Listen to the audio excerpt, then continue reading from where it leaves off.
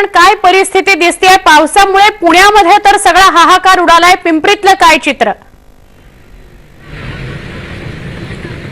अर्थातच सुवर्ण, पिंपरी चिंचवड, मुळा, पवना आणि इंद्रायणी या 3 नद्याच्या मधोमध वसलेलं शहर आहे आणि या तिन्ही नद्याचं पाणी या शहरामध्ये प्रचंड मोठ्या प्रमाणात घुसलेलं आहे, कारण की नद्यामध्ये मोठ्या प्रमाणात भराव टाकला आणि त्याकडे महापालिका प्रशासनाने दुर्लक्ष केलं होतं. आता मी जिथे उभा आहे तो आहे पिंपरी चिंचवड शहराला ज्यांनी ओळख दिली तो उद्योग नगरीचा हा परिसर, MIDC परिसर. साधारण 14,000 लघुउद्योग या क्षेत्रामध्ये आहेत आणि बहुतांश कंपन्यांमध्ये पाणी शिरल्यामुळे मोठी दाणादाण उडालेली आहे. उत्पादनावर मोठा याचा परिणाम झालाय. एकूणच जर बघितलं तर याकडे देखील प्रशासनाने दुर्लक्ष केलेलं दिसतंय. तुम्ही वारंवार मागणी करत होतात, सकाळपासून इकडे आहात, काय परिस्थिती आहे?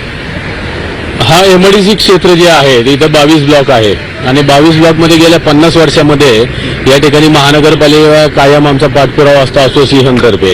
आणि या ठिकाणी जे उद्योग आज तुम्ही पाहताय तर आज आपण या ठिकाणी जिथं उभा आहोत तोपर्यंत आज इथं गुडघ्यापर्यंत पाणी होतं आणि तुम्हाला या ज्या कंपन्या दिसत आहेत या ठिकाणी तुम्हाला जे दिसतंय पूर्ण, तर या ठिकाणी वारंवार या कंपन्यांमध्ये पाणी गेल्याने करोडो रुपयाचं नुकसान झालेलं आहे. कंपन्यांमध्ये अक्षरशः तुम्हाला पाण्याचे पंप लावून पाणी उपसावं लागतंय, परंतु इथली ड्रेनेज लाईन अद्याप केलेली नाही. या ठिकाणी कुठल्याही महानगरपालिकेकडनं पाठपुरावा केला जात नाही, अतिशय दुर्लक्ष केलं जातं. आणि याच वेळी जर लाईट गेली या भागामध्ये, एक पाऊस झाला आणि पाणी साचलं की या ठिकाणचे डीपी असतील, ट्रान्सफॉर्मर असतील, यांचे स्फोट होतात. त्या खाली जे कामगार वर्ग जातात ज्या पाण्यामधनं जातात, कारण या ठिकाणी सगळे हाय व्होल्टेज लाईन आहेत आणि पाण्यामधनं जाताना अनेक कामगारांना असे अपघात घडलेले आहेत की या ठिकाणी मृत्युमुखी देखील काही व्यक्ती पडलेल्या आहेत. या ठिकाणी कोणत्या परिसरामध्ये याचा फटका बसला आणि काय परिस्थिती आहे MIDC परिसरामध्ये? आता T ब्लॉक मधले TWSJ आणि S2 ब्लॉक मध्ये अशा अनेक कंपन्या आहेत की या कंपन्यांमध्ये पावसाचं पाणी घुसलेलं आहे आणि कंपन्यांमध्ये स्टॉक करून जेवढं मटेरियल ठेवलेलं आहे ते मटेरियल अनेक ठिकाणी भिजलेलं आहे. तसंच अनेक कंपन्यांच्या ज्या संरक्षक भिंती आहेत त्या संरक्षक भिंती सुद्धा पडलेल्या आहेत.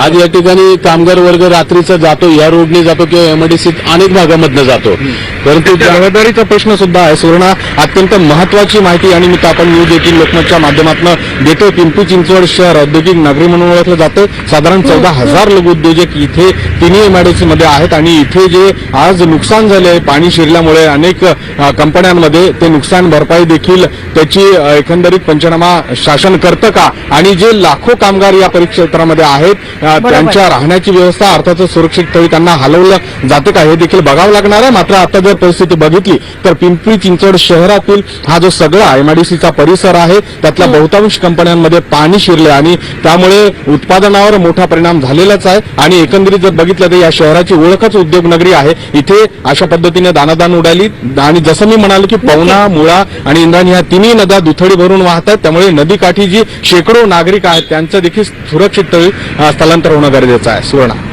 गोविंद, धन्यवाद, आपण सविस्तर माहिती दिलीत त्याबद्दल.